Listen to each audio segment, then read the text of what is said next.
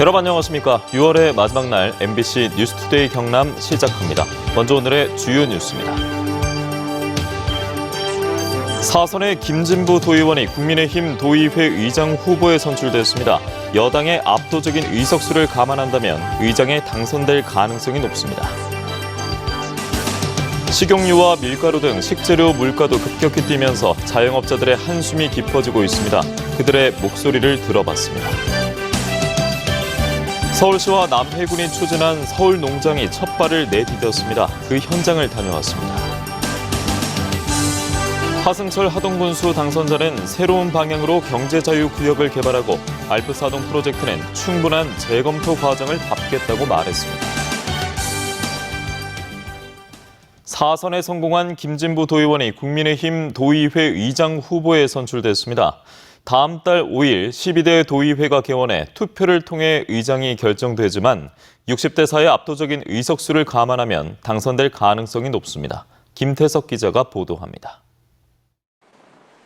도의회 최다선인 사선에 성공한 김진부 도의원이 국민의힘 도의회 의장 후보에 선출됐습니다.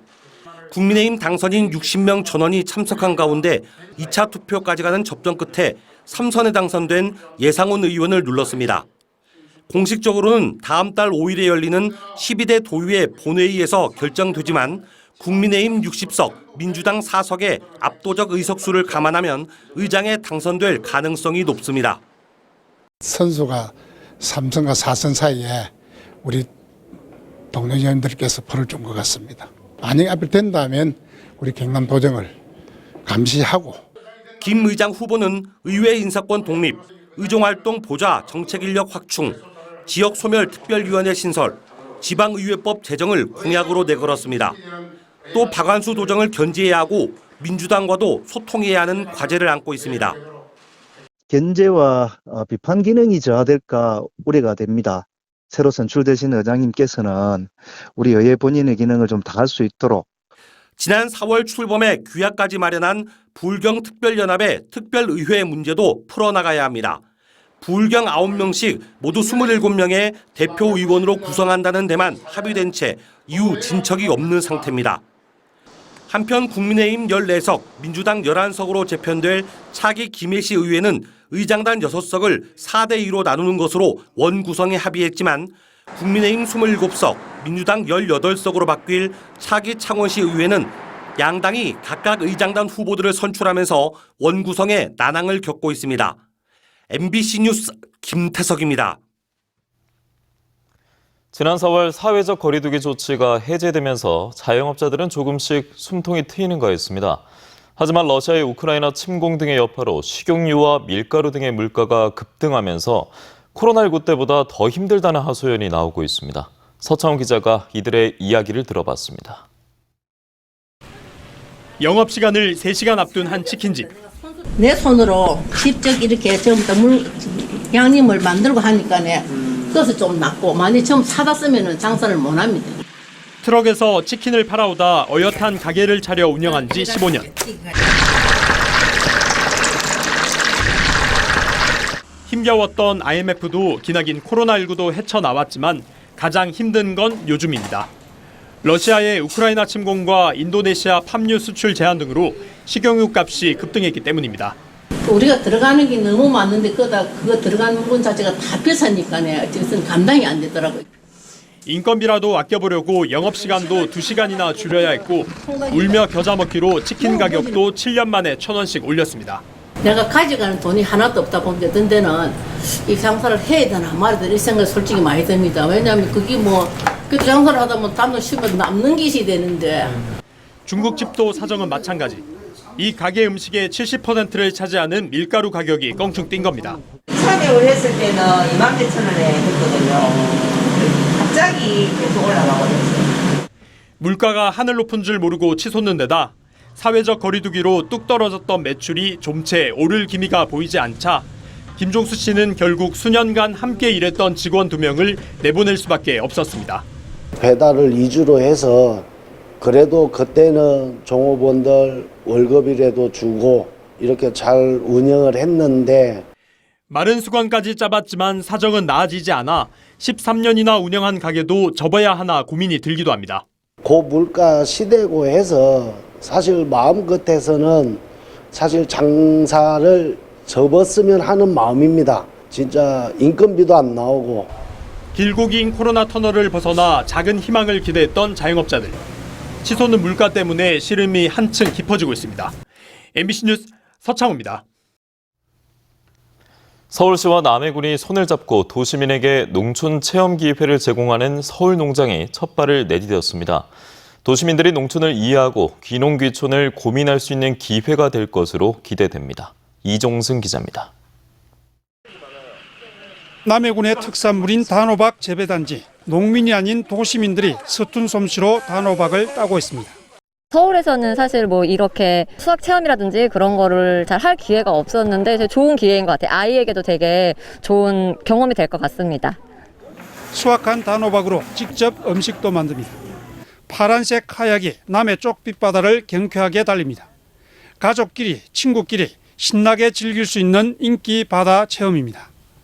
이렇게 카약 체험도 하게 되고 산을 둘러싼 바다 안에서 즐겁게 지낼 수 있어서 너무 기쁩니다. 캠핑박스를 만들어 칠하고 말리는 목공 체험도 소소한 재미를 느낄 수 있습니다. 서울시와 남해군이 손잡고 만든 서울농장이 한 폐교에 체험농장과 숙소 등을 갖추고 도시민 농어촌 체험활동 운영을 시작했습니다. 운영비는 서울시가 70%, 남해군이 30%를 각각 부담합니다. 첫 참여 신청을 받았는데 1분 만에 마감될 만큼 반응이 좋습니다. 도시민들은 한 달에 한 번씩 남해를 찾아 농촌을 이해하고 귀농, 귀촌을 고민할 수 있는 기회를 갖습니다. 서울 시민과 도시민들이 남해를 경험하고 또다시 남해를 찾게 되고 더 나아가서는 귀농, 귀촌까지 이어질 수 있는 그런 도시와 농촌의 상생 모델인 서울농장이 인구 소멸 위기에 놓인 농촌에 활력을 불어넣을지 기대를 모으고 있습니다. MBC 뉴스 이종서입니다.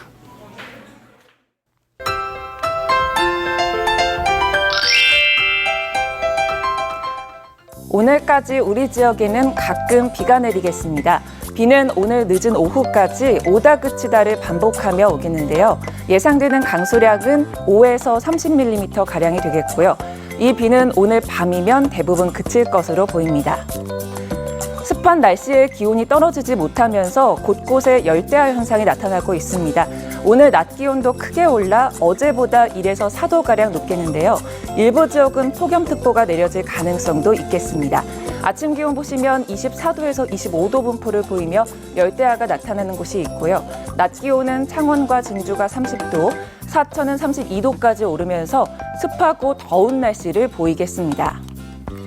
레이더 영상 보시면 어제보다 약해진 비구름대를 보실 수 있습니다. 우리 지역의 비구름대가 곳곳에 흩어져 있어서 오늘 산발적인 비가 내리겠고요. 경남 남해안 지역을 중심으로는 가시거리 500m 미만의 짙은 안개가 끼는 곳이 있겠습니다. 자세한 지역별 날씨입니다. 현재 기온 보시면 함안 24도, 밀양 25도 내외를 보이고요. 낮에는 밀양 32도, 양산은 31도까지 오르면서 평년 기온을 웃돌겠습니다. 서부 지역 보시면 거창 23도, 산청 23도, 합천은 24도에서 시작하고요.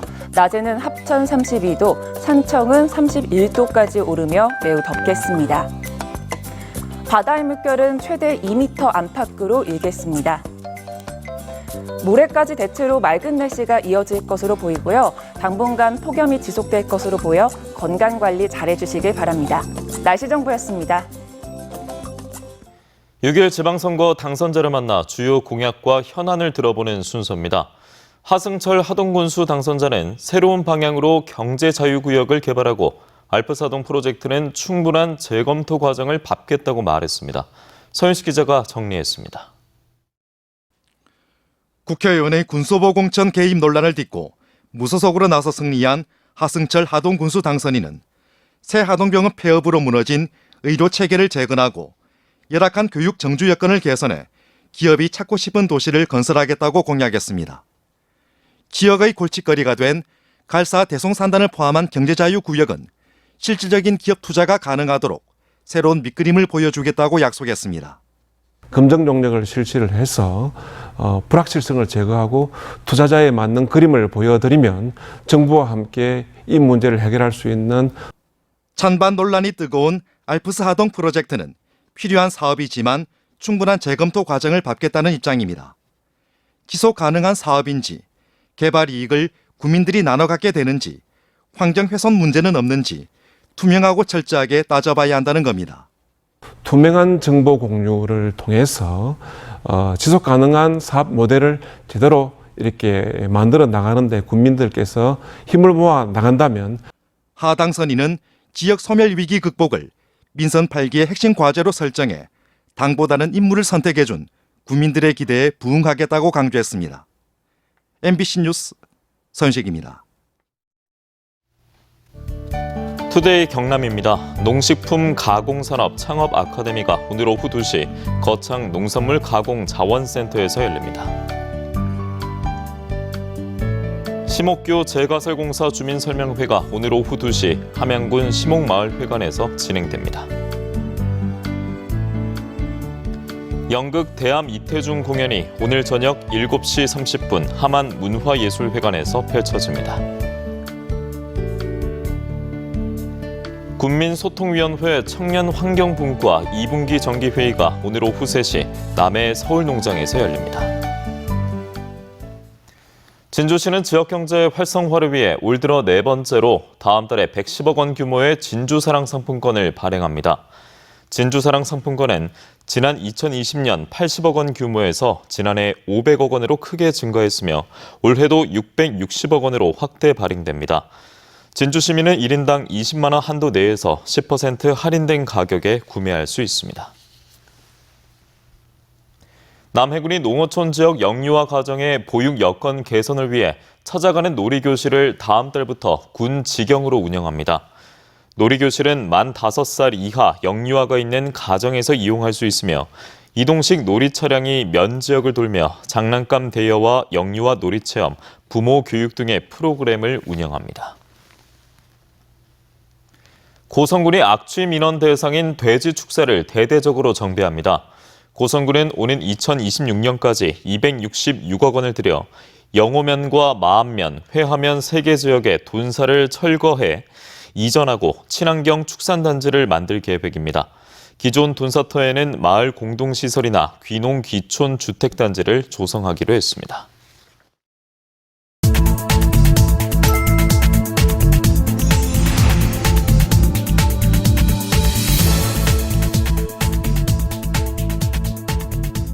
다음 소식입니다.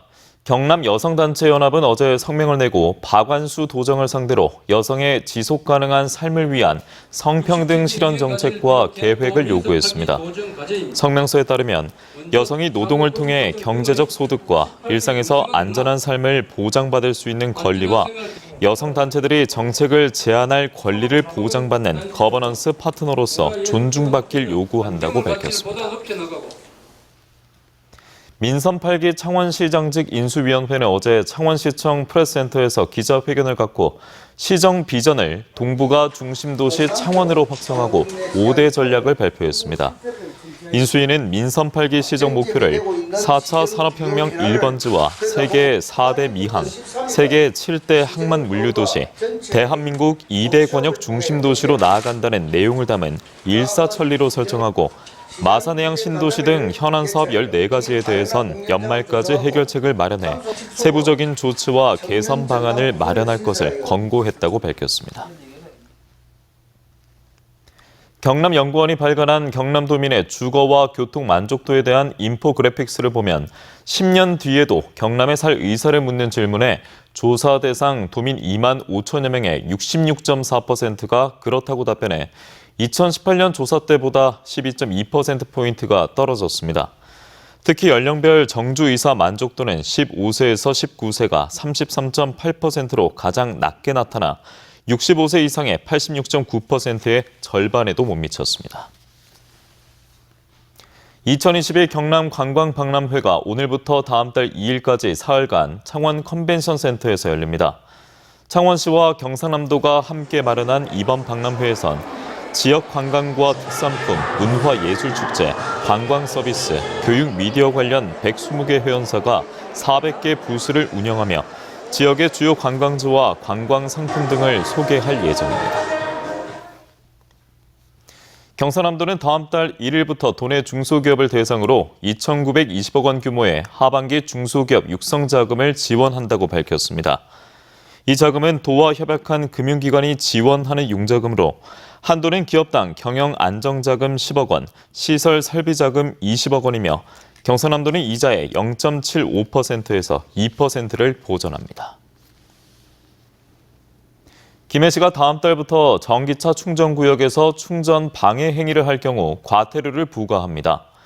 이에 따라 일반 차량 불법 주차와 충전구역과 주변, 진입로에 물건을 쌓아두는 행위 등은 과태료 10만 원, 충전구역 표시선이나 충전시설을 고의로 훼손하면 과태료 20만 원이 부과됩니다. 국토안전관리원은 중소규모 건설 현장의 안전사고 예방을 위해 다음 달 15일까지 스마트 안전장비 지원사업 신청자를 모집합니다. 스마트 안전장비 지원사업은 건설공사의 대표적 위험공사인 가시설과 굴착공사, 건설기계 등의 안전관리를 위해 지능형 CCTV와 붕괴 변형 위험 경보 장비를 무상으로 지원하는 사업입니다. 제34회 아라가야 문화제가 다음 달 22일부터 사흘 동안 함안박물관과 마리산 고분군 아라길 일원에서 펼쳐집니다. 함안군은 어제 가야 문화제 보고회를 열어 최종 준비 상황을 점검하고 아라가야의 우수한 문화를 아라가야 대군물, 드론 라이트쇼 등으로 표출하고 마리산 고분군엔 경관 조명 등을 설치해 다양한 프로그램을 마련하기로 했습니다. 하동 출신의 작사가인 정두수 선생을 기리는 전국가요제가 오는 8월 4일 송림공원 일대에서 열립니다. 하동군은 이미자의 흑산도 아가씨와 남진의 가슴 아프게 등 3,500여 곡을 작사한 정두수 선생의 업적을 기리며 신인 발굴을 위해 섬진강 제첩축제 전야제 때 가요제를 열기로 했다고 밝혔습니다. 창원시가 기후변화 취약계층이 밀집한 지역을 맞춤형 폭염 안심마을로 조성하고 각종 저감 정책을 추진하기로 했습니다. 창원시는 우선 폭염에 취약한 노후주택 밀집 지역인 마산하푸구 진동면 고현리와 진해구 충장로 일원 주택 45가구를 선정해 주택 옥상에 차열 페인트 시공과 창문형 에어컨, 태양광 발전 설비 등을 설치해 주기로 했다고 밝혔습니다.